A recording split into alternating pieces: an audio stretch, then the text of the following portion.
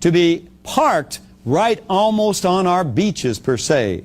What I mean by that is you could see the submarines down under the water, but there were areas that the sand still had drifted on down from the beaches into the depths.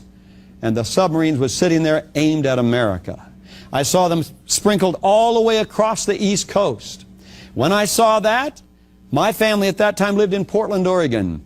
I was alarmed, of course, and I wanted to look over toward Portland to see what was going on. And as I looked across the continent of the United States of this globe, I saw the submarines from way up by Washington, the top of Washington, all the way down around towards San Diego, poised in the same way all the way along our coast in the north from the Pacific side. Then something else caught my attention. I began to see radio towers going up all across the nation.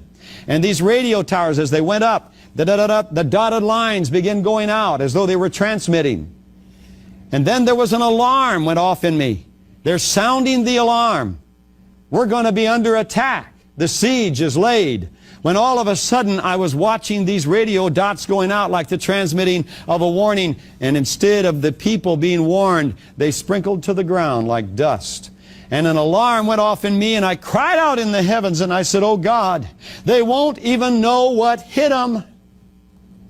And at that time, all of a sudden, I looked down on the eastern seaboard at the submarine was drawn to that one right off from New York City. And I saw the missile come right out of that submarine and go right up and come right over the city of New York, and the entire city disappeared.